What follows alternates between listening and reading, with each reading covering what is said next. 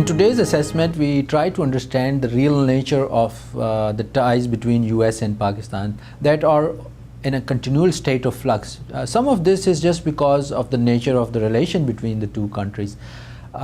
Some of it may be deliberate. In the aftermath of the November 26th drone attack, the ties between the two countries have especially been very tense. But recently we have observed media reports around the two recent drone attacks as well as those around the Afghan reconciliation process that seem to indicate that there is a deliberate attempt to create confusions around what may be happening between US and Pakistan. Today we try to understand why this is happening, who's trying to do this confusion, who's creating this confusion and why. We would also be talking to Politics senior analyst Qasim Report to understand what's happening on the US-China part. We believe that what happens between US and China relations also very directly impacts the relation of US and Pakistan. A couple of days before the January 10th and 12th strikes in North Waziristan, the media reports in Pakistan indicated that the country was negotiating with US on the new flight patterns and the tighter boxes for the drones to operate in, and that the agreement in this regard was about to be reached. Moreover, the news appeared to be preparing the audience by concluding that after a brief lull, the strikes were about to resume. However, after the attacks, the Western media sources such as the Washington Post presented a different account. It states that on one occasion, US had sought permission for a drone strike, but that was denied by Pakistan. Subsequently, US did not seek its permission, presumably for the January 12th drone strike that is believed to have killed Al-Qaeda leader Aslam Awan. Now, the difference between the two coverages are pretty clear. For example, in the Washington Post coverage, the coverage reinforces the US policy that US would go after Al-Qaeda type targets wherever they are, and they would not seek permission necessarily of those countries. However, these statements also gave credibility to Pakistan's position that on one occasion US did sought its permission. On the other hand, if we look at Pakistan's coverage, which was occurring before those drone attacks, it seemed to be preparing the audience for this eventuality so that there is no surprise, because after the Mumand attack, Pakistan Army had passed orders that any unauthorized intruding drone would be shot down. Media reports have also presented conflicting accounts on the Afghan reconciliation process that's underway. One of the slants suggests that US has taken Pakistan on board now. Furthermore, US has given a green light to the inclusion of Haqqani network in the talks, one of the key Pakistani demands. The report added that US is now avoiding any head-on confrontation with Haqqani network, believing that it has a pivotal role in any future political dispensation. However, the case of Afghanistan is different, and Dr. Abdullah and Rashid Dostum, including Karzai yesterday, have complained that the reconciliation cannot succeed if Afghans are left out of the loop. On the other hand, Pakistan put off Mark Grossman's visit this week, saying it is not taking any high-level visits from US officials until its parliamentary review of US policy is completed. This review was initiated after the NATO Mumand incident. However, Lieutenant General Shuja Pasha has been in and out of Qatar as the Afghan peace process unfolds. So the situation is obviously connected to the Afghan reconciliation process and the perceptions US and Pakistan want to create at this point. Some of the goals are shared and some of them are not. For example, one of the goals that is common is that both US and Pakistan probably would like to not have any alliance of extremists develop at this point. Media accounts emerged over the last weekend that Hakimullah Mahsood was killed in the drone strike on January 10th.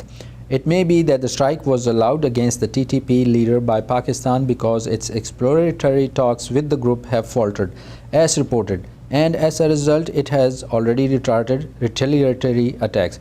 Since Pakistani Taliban is also in bed with Afghan Taliban, which Pakistan does not want to offend, the media reports may have been deliberately obfuscated. Furthermore, the aims of the newly formulated Shura Murakkaba were to eliminate differences between Pakistani Taliban, Afghan Taliban and Al-Qaeda and stop targeting Pakistan's military while focusing more on the coalition forces in Afghanistan. The clause of stopping attacks on Pakistan Army may have been added to make it attractive for the military and to develop divides between the US and Pakistan.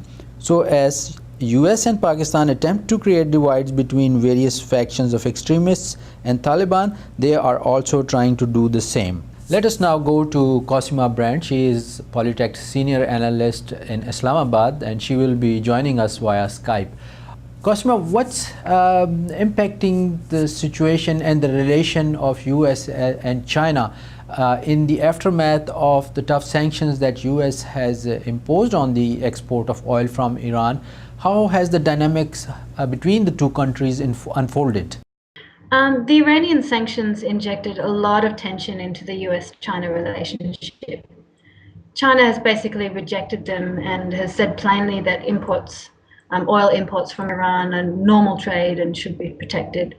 The US, they would have known that they would run into difficulties with China on this issue, not only because of China's large energy needs, but also because of their sensitivity around interference in their domestic affairs.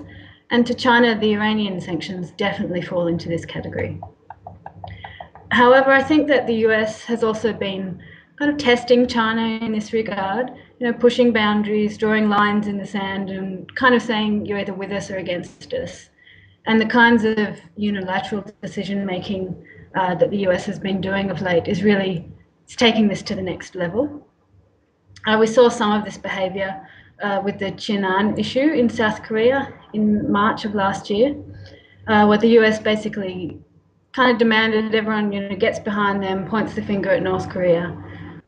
China refused to take sides at that time, and the US didn't really push it.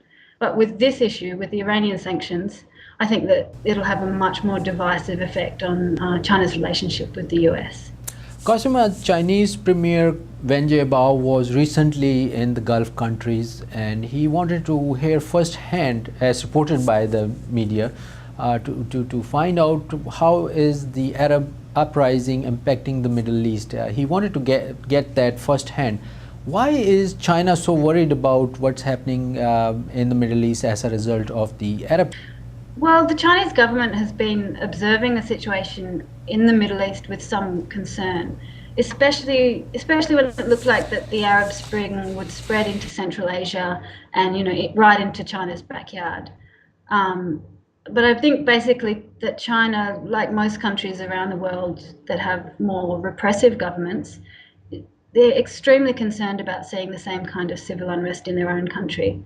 If Premier Wen feels that there's likely to be a new Jasmine revolution in China, I think then we'll definitely see increased controls over the internet in China, stronger retaliation on dissent. And in this vein, the US ambassador to China has commented recently that the position of the Chinese government was very, very delicate and pointed out the recent crackdowns on Chinese dissidents as sort of confirmation that the Chinese government was feeling extremely threatened by the popular movements in the world today, and whether this could spread into China.